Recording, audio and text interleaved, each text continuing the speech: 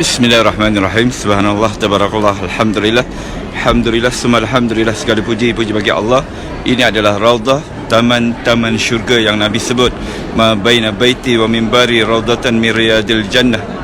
Di antara rumahku, rumah Nabi, rumah baginda Nabi sallallahu alaihi wasallam, dan juga mimbarnya di sana, ya, adalah merupakan taman-taman syurga. Dan di hadapan saya ini tiang 119 adalah tiang Aisyah, ya, yang mana baginda Nabi sallallahu alaihi wasallam menyebut dalam satu hadis sahih, ya, sekiranya kamu tahu tempat ini, nescaya kamu akan sanggup beratur untuk solat di sini, ya, iaitu di tiang Aisyah ini 119, ya. Dan ini adalah tiang Abi Lubabah, tiang Taubat. Dan sekarang saya menuju ke makam baginda Nabi sallallahu alaihi wasallam untuk memberi salam kepada Rasulullah. Dan percayalah, baginda Nabi, ya, akan menjawab salam kita, ya. Kita ditegah untuk meninggikan suara di hadapan baginda Nabi sallallahu alaihi wasallam. Ketika memberi salam kepada baginda ini, kita perlu merasai, menjiwai bahawa, ya, Nabi mendengar salam daripada kita umatnya.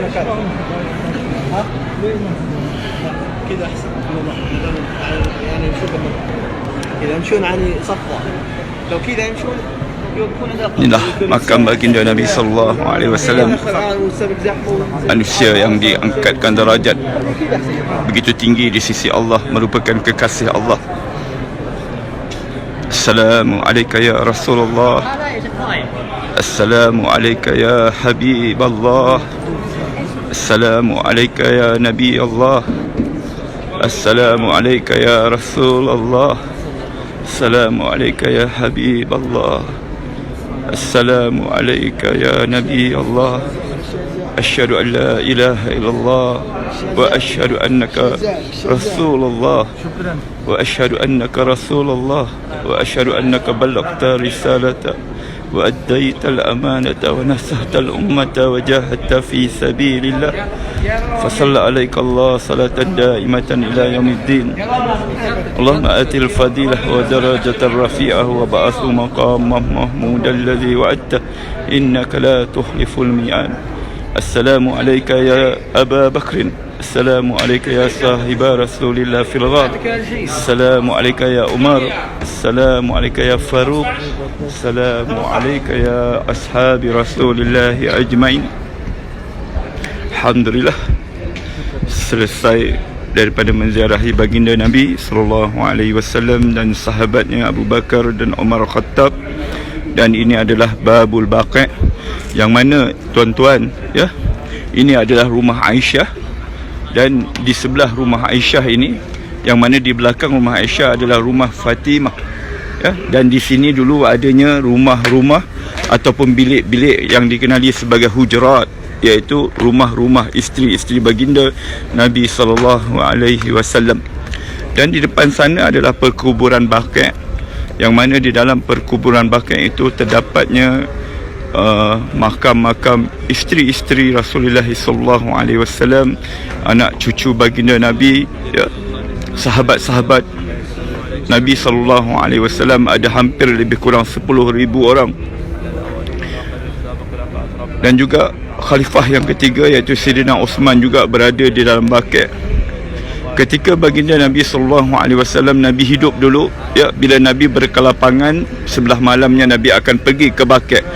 Daripada rumah Nabi ini, ya, dan rumah Nabi yang lain, iaitu di sebelah-sebelahnya juga, yang dikenali sebagai hujurat, bila Nabi ada kesempatan, maka Nabi akan berjalan sebelah malamnya ke perkuburan Baqi' untuk mendoakan keampunan untuk ahli Baqi'. Dan keuntungan bagi mereka yang meninggal dunia di bumi Madinah Al-Munawwarah ini pasti akan dikebumikan di Baqi', ya, di dalam tempoh waktu-waktu yang tertentu sebelum dipindahkan ke tempat yang lain. Dan kelebihan mereka yang meninggal di bumi Madinah ini, sebagaimana hadis sahih baginda Nabi sallallahu alaihi wasallam menyebut, man istata'a minkum ayyamut fil Madinah falyaf'al fa inni syafi'un yaumal qiyamah. sesiapa yang mampu untuk mati di Madinah ini, maka berbuatlah demikian, kerana aku memberi syafaat kepada orang yang mati di Madinah. Mereka yang mati di Madinah, tuan-tuan, adalah merupakan pilihan Allah. Mereka yang dipilih oleh Allah Subhanahu Wa Taala. Ya, bukan senang, namun kita perlu berdoa kepada Allah, minta kepada Allah, minta sungguh-sungguh, ya Allah, ya, mudah-mudahan satu hari nanti bila aku datang ke Madinah ini, ya, aku dapat mati di Madinah. Umar Al-Khattab, ya, khalifah yang kedua, seringkali selalu sangat berdoa kepada Allah dengan doanya, Allahumma rzuqni syahadatan fi sabilika waj'al mauti fi biladi nabiyika.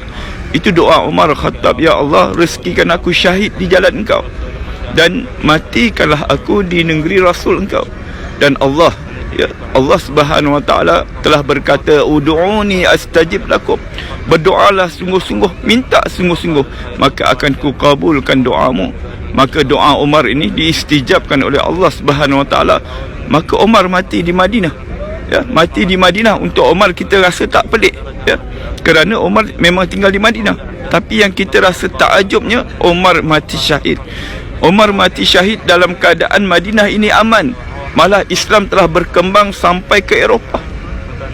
Namun kerana keberkatan doa Umar itu, Allah pilih dia, ya, Allah pilih dia untuk syahid di jalan Allah Subhanahu Wa Taala. Mudah-mudahan kita semua dipilih oleh Allah Subhanahu Wa Taala mati di dalam keadaan husnul khatimah, mati dalam keadaan baik, dan dijauhkan, diselamatkan daripada mati dalam keadaan su'ul khatimah, mati dalam keadaan buruk. Kerana kejayaan manusia adalah matinya dalam keadaan husnul khatimah. Kita hidup di dunia ini, walaupun kita ni hebat, mempunyai pangkat yang besar, mempunyai kekayaan, malah kalau kita ni pun orang ibadatnya hebat, tapi kalau ditakdirkan kita ni mati dalam keadaan su'ul khatimah, kalau kita mati dalam keadaan su'ul khatimah, maka binatang anjing itu lebih mulia daripada kita, tuan-tuan. Na'udzubillah min zalik. Seorang ulama pernah menyatakan ketika dia berjumpa dengan anjing, ya, dia berkata, belum tentu aku lebih mulia daripada engkau, anjing. Ya, sekiranya kalau aku mati dalam keadaan su'ul khatimah, aku lebih hina daripada engkau. Begitulah kita manusia ini, tuan-tuan. Kalau kita dicabut nyawa dalam keadaan buruk, dalam keadaan kita su'ul khatimah, dalam keadaan kita berdosa kepada Allah, dalam keadaan kita tidak sempat untuk bertaubat kepada Allah, maka kita menjadi sehina-hina manusia. Oleh itu minta kepada Allah selalu di dalam sujud kita, di dalam solat kita. Setiap hari kita solat 5 kali satu hari sekurang-kurangnya. Setiap kali kita solat, kita sujud, minta Allah 3 perkara. Allahumma inni as'aluka husnul khatimah, ya Allah, matikanlah aku dalam keadaan husnul khatimah. Allahumma rzuqni taubatan nasuha qabla al-maut, ya Allah, rezekikan aku taubat nasuha sebelum datangnya kematian. Allahumma ya muqallibal qulub sabbit qulubi ala iman wa ala ta'atika. Wahai Allah yang memegang hati, ya, tetapkanlah hatiku dalam iman dan taqwa.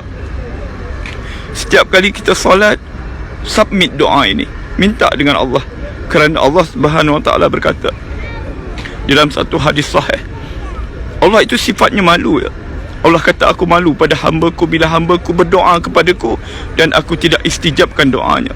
Oleh itu, tuan-tuan, ya, marilah selalu kita berdoa kepada Allah, minta apa saja kepada Allah, bergantung harap hanya kepada Allah Subhanahu Wa Taala. Sekarang suasana di Madinah ini, lepas daripada solat Isyak, keadaan cuaca memang tengah sejuk, mungkin dalam keadaan 13-14 darjah Celsius. Namun alhamdulillah, rasa sangat-sangat tenang di bumi Madinah ini, yang mana ketenangannya memang kita tak dapat rasa di tempat-tempat yang lain. InsyaAllah, ya, yang mana belum pernah sampai di bumi Madinah Al-Munawwarah, submitlah doa, minta dengan Allah, ya, minta dengan Allah. Kalau kita ini tak ada duit, tak ada kemampuan daripada sudut keuangan, minta kepada Allah hadiah, minta hadiah daripada Allah, ya. Allah itu maha kaya tuan-tuan. Kita ini yang miskin meminta. Oleh itu minta hadiah dengan Allah. Kalau kita tidak ada kemampuan daripada duit, daripada keuangan kita tak cukup, rasa-rasanya memang tak cukup, ya, maka minta Allah hadiah, ya. Minta Allah hadiah. Tidak ada mustahil di sisi Allah Subhanahu Wa Taala.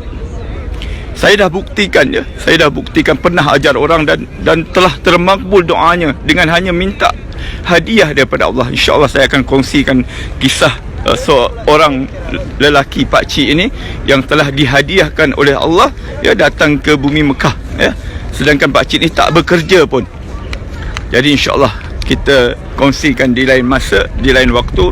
Dan untuk akhirnya, dari sini kita dapat lihat kubah berwarna hijau, yang mana di bawah kubah warna hijau itulah rumahnya Aisyah radhiyallahu anha, tempat makamnya baginda Nabi sallallahu alaihi wasallam.